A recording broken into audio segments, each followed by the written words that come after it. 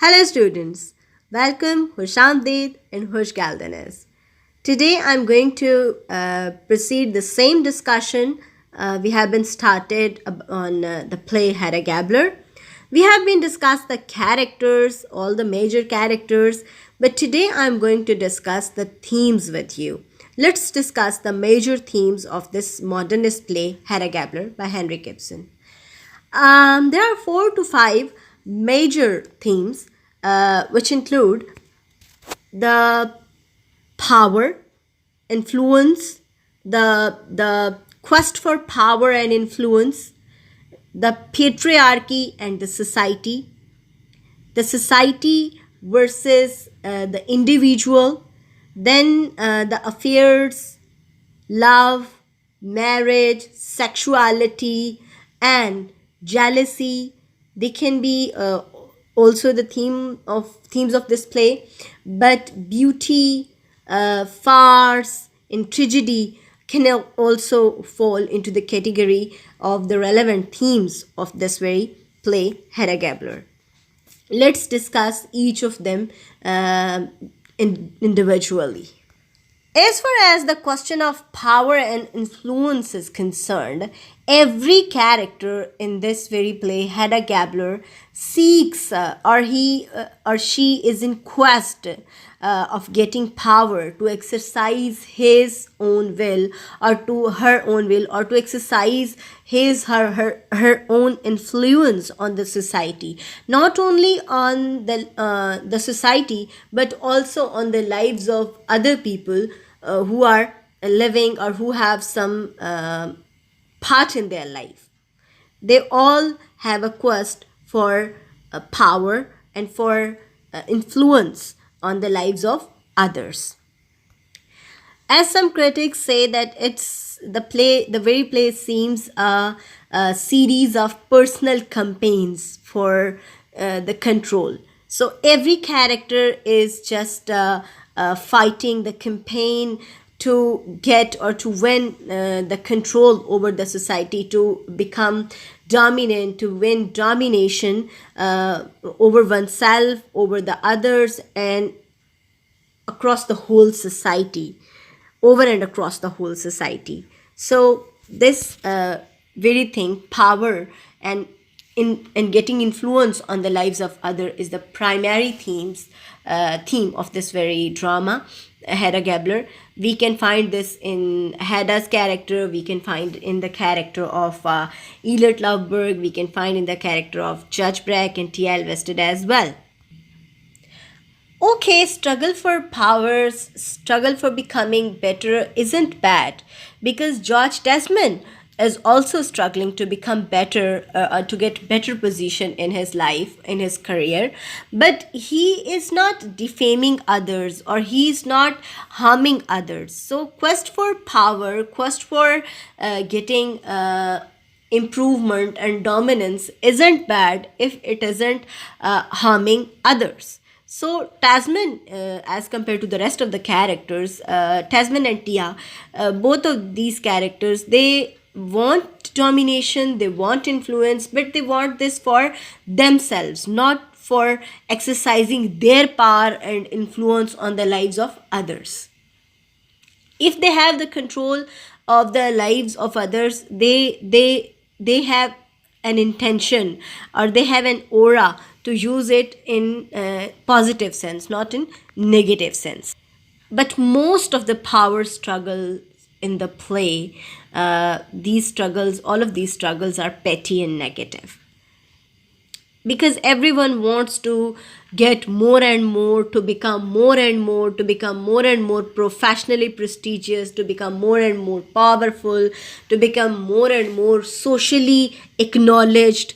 So Judge Brack wants a hold over the whole Tasman Villa, means all the members of Tasman Villa. He wants to get a hold over the lives of the people, and then he wants sexual access towards Hedda, and he tries to trap Hedda with this very heinous act of getting domination over her sexually. He wants to sexually assault her, and Hedda has a fear of the scandal for that, because she has this very weakness. She has her weakness. She has been shared her weaknesses with the Judge Bragg. So this is a very thing that can be taken as a major theme of this play. Another primary theme of Hedda Gabler can be taken as or is patriarchy. Throughout the play, we observe all the women characters, dominantly Hedda. She is young, educated, beautiful, well traveled, but still, she is living in a kind of society which needs a woman to keep in control. Hedda, before her marriage, was in control of and command of her father, and the commanding nature of her father has made a great effect on her personality. And then after her marriage, she has to come under George Tasman. So this shows the dilemma of the society of the time, that very society doesn't allow an individual a woman especially to live her life freely without the control of men. Hedda can be taken as a broad minded woman, but she was compelled to live in a narrow minded society, in a small minded world, and that small minded world has made a great effect on her psychology, that she becomes demonic, and she becomes a very secretive sort of woman, a very mysterious sort of woman, who wants to exercise her will, who wants to live a free life, but due to the fears of scandals, she and due to the financial needs, she wants a husband as the one who is not only her patron, but who is also governing the life of Hedda Gabler. So, another very important thing that has been highlighted by Henrik Ibsen in this very play, Hedda Gabler, is patriarchy, or the theme of an individual, an independent woman living in a patriarchal society. When we analyze the character of Tia Elvested, she is also not living a happy life, a happy married life, but she is somehow satisfied. She wants to get separated from her husband, and she wants to get married with Elert Lauberg, and she is at least she is trying to behave in a way that is not going to hurt anyone.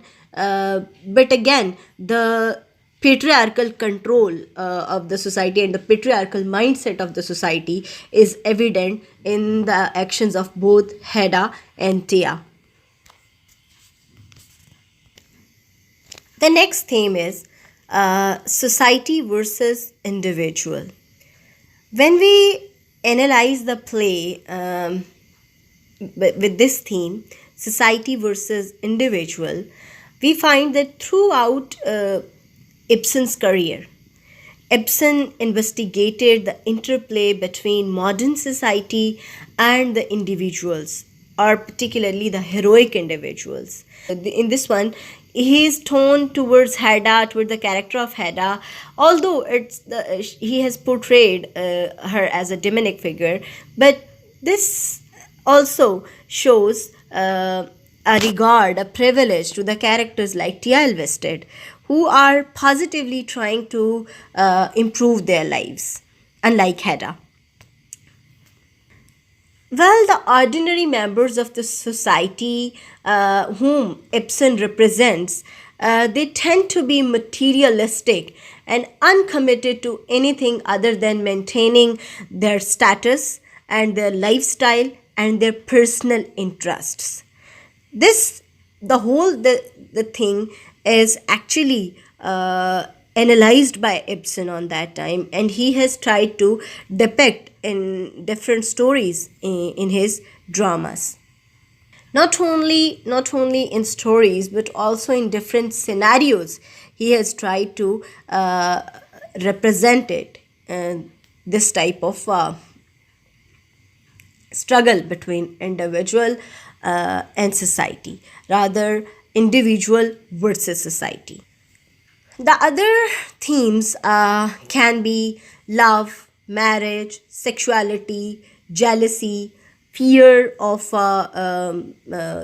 becoming a scandalous person. They are also evident in this play. Like Loveberg accuses Hedda of fearing scandals because she is a coward. And Hedda concedes that she is. Why? Because she is living in a society that takes no minute or no time to just put some allegation or make character assassination of a woman. It's very easy for the society of that time to assassinate the character of a woman. That's why she acknowledges in the play that yes, she is a coward. And this very act of her cowardness makes her to become a demon, because on one hand she is coward and on the other hand she is over ambitious, and both of these things, when they collide against each other, they create a very heinous result, and they cause Hedda's death or Hedda's suicide.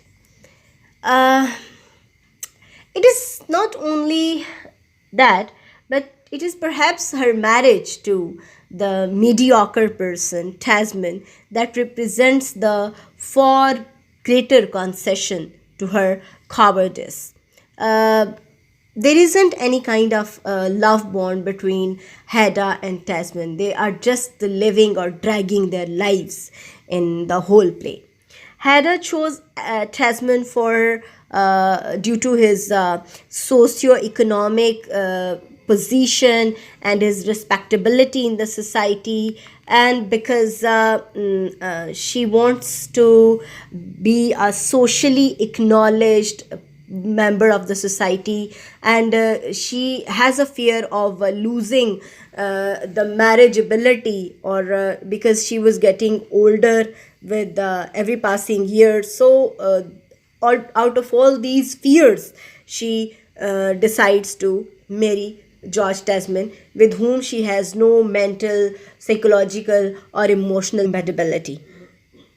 Well, on the other hand, when we analyze all these aspects within the character of Hedda, she is also an envious woman, because that envy of that very character and the desire to have a command over the lives of other, these things do not let her to live a peaceful life. And secondly, the lack of sexual intimacy with her husband is another reason of this dissatisfied life and with this unhappy marriage that is solely based on the social and socio-economic conditions. So all these things affect this very play, and they can be taken as the themes of this play, like love, marriage, jealousy, selfishness, fear, cowardice, sexuality. All of these things can be taken as the primary issues of or primary themes of this very play, because they play a very important role in the character of Hedda Gabler, in the making of Hedda Gabler, or in making Hedda Gabler the one she doesn't ever want to be. The last theme that we can extract, or we can analyze from this play, is that either the very play Hedda Gabler is a tragedy or a farce, or is it a black humor? Let's discuss it.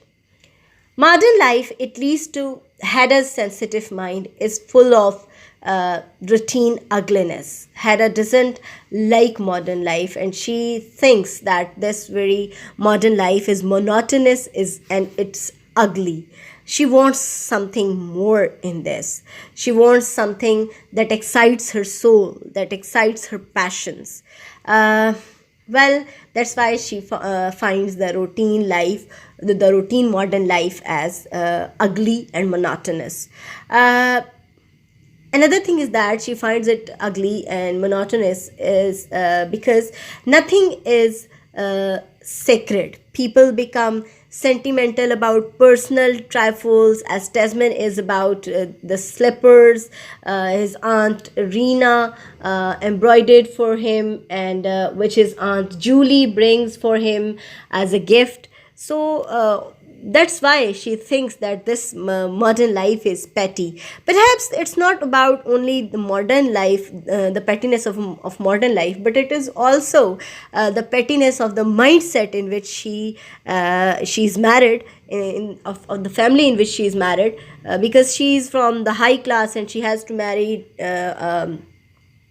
with a man from a lower class, and this very thing creates trouble for Hedda.